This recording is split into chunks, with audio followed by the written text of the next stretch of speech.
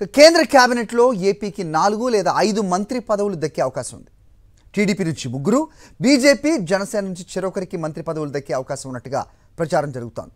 అయితే టీడీపీ 4 మంత్రి పదవులతో పాటు స్పీకర్ పదవి కూడా తమ పార్టీకి ఇవ్వాలని కోరుతుండగా బీజేపీ 2 మంత్రి పదవులు, ఒక సహాయక మంత్రి పదవి లేదా డిప్యూటీ స్పీకర్ ఇచ్చేందుకు సిద్ధంగా ఉన్నట్టుగా తెలుస్తోంది.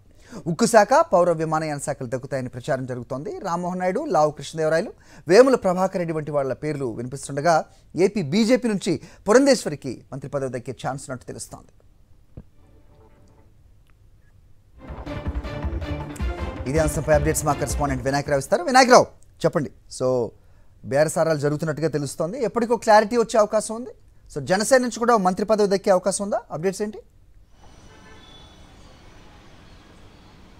హరి, మొత్తంగా కేంద్ర కేబినెట్ కూర్పు మీద కసరత్తులు కొనసాగుతున్నాయని చెప్పుకోవాలి. ఇందులో భాగంగానే ఇప్పటికే చంద్రబాబు నాయుడు బీజేపీ నేతలతోటి మాట్లాడడం జరిగింది. అదేవిధంగా ప్రధానమంత్రి మోదీ, అదేవిధంగా హోంమంత్రి అమిత్ షాతో కూడా ఆయన భేటీ అవ్వడం జరిగింది. ఈ నేపథ్యంలో నిన్నంతా కూడా బీజేపీ నేతలు కేంద్ర కేబినెట్ కూర్పు మీదే కసరత్తులు చేయడం జరిగింది. ఈరోజు ఇప్పటికే రాష్ట్రానికి సంబంధించిన ఎంపీలంతా కూడా ఢిల్లీ చేరుకోవడం జరిగింది. వారంతా కూడా ఎన్డీఏ సమావేశంలో పాల్గొనబోతున్నారు. ఆ తరువాత చంద్రబాబు నాయుడు కూడా ఇప్పటికే, పవన్ కళ్యాణ్, చంద్రబాబు నాయుడు కూడా ఇద్దరు కూడా ఇప్పటికే ఢిల్లీ చేరుకోవడం జరిగింది. ఈ నేపథ్యంలో వీరు కూడా కేంద్ర కేబినెట్ కూర్పు మీద బీజేపీ నేతలతో చర్చించే అవకాశాలు ఉన్నాయి. ఈరోజు దాదాపుగా కొలిక్కొచ్చే అవకాశం అనేది వస్తుంది. మొత్తంగా చూస్తే కనుక ఆంధ్రప్రదేశ్ రాష్ట్రానికి 4 లేదా 5 కేంద్ర మంత్రి పదవులు లభించే అవకాశాలు కనిపిస్తున్నాయి.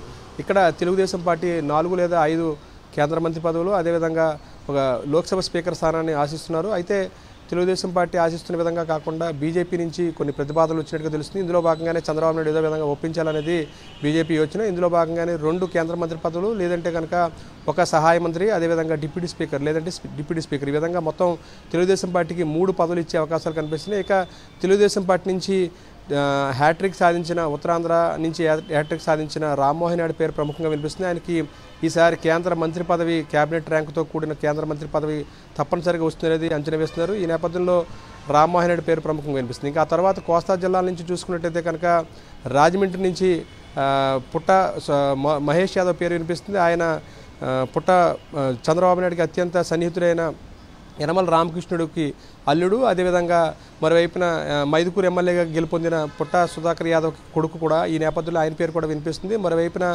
గంటి గతంలో లోక్సభ స్పీకర్గా పనిచేసిన బాలయ్య కుమారుడు ఈసారి అమలాపురం నుంచి మొదటిసారిగా ఎంపీగా గెలుపొందడం జరిగింది. హరీష్ ఆయన పేరు. ఈ నేపథ్యంలో హరీష్ పేరు కూడా కోస్తా జిల్లా నుంచి వినిపిస్తుంది.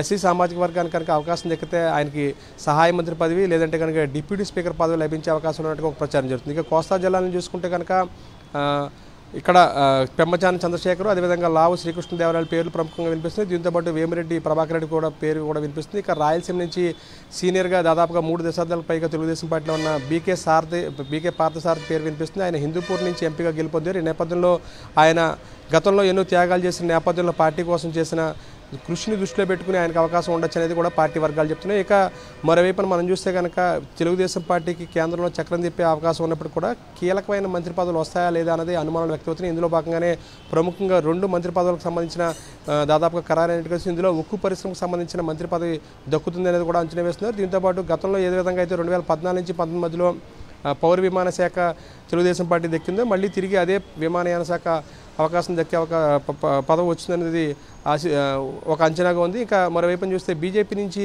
మహిళల కోటాల పురంధేశ్వరి పేరు ప్రముఖంగా వినిపిస్తుంది. మరోవైపున సీఎం రమేష్ కూడా చంద్రబాబు నాయుడు లాబింగ్ తోటి కేంద్ర మంత్రి పదవి కోసం ప్రయత్నం చేస్తున్నట్టు కూడా వార్తలు వస్తున్నాయి. ఇప్పటికే వీరంతా కూడా ఢిల్లీకి చేరుకున్నారు. ఇక జనసేనకు సంబంధించి ఒక మంత్రి పదవి, సహాయ మంత్రి పదవి రావచ్చు అనేది ఒక అంచనా వేస్తున్నారు. ఇందులో భాగంగా జనసేన కనుక ఎన్డీఏలో భాగస్వామ్యం అయి ప్రభుత్వంలో చేరడానికి ఒప్పుకున్నట్టే కనుక, ఇప్పటికీ ఎన్డీఏలో భాగస్వామ్యంగా ఉన్నప్పటికీ కూడా ప్రభుత్వం చేరడానికి ఒప్పుకోకపోతే మంత్రి పదవి అవకాశం ఉండకపోవచ్చు. ఒకవేళ మంత్రి పదవి కనుక తీసుకోవడానికి ఇష్టపడితే కనుక బాలశౌరికి సహాయ మంత్రి పదవి వస్తుందనేది కూడా అంచనా వేస్తున్నారు. ఇందులో భాగంగానే ఒక కీలకమైన రక్షణ శాఖ సహాయ మంత్రి పదవి కదా, లేదంటే కనుక మరే ఇతర పదవి వస్తుందనేది కూడా ఒక అంచనా అయితే ఉందని చెప్పుకోవచ్చు. మొత్తంగా చూసుకుంటే కనుక ఈరోజు దాదాపుగా ఒక కొలిక్కొచ్చే అవకాశాలు ఉన్నాయి. ఎన్డీఏ సమావేశం ఈరోజు పూర్తి కానున్న నేపథ్యంలో 9వ తేదీ నాడు ప్రమాణ స్వీకారం చేస్తున్న నేపథ్యంలో ఆ రోజు దీనికి సంబంధించిన జాబితా వెలువడే అవకాశాలు ఉన్నాయని చెప్పుకోవచ్చు. All right Vinayak.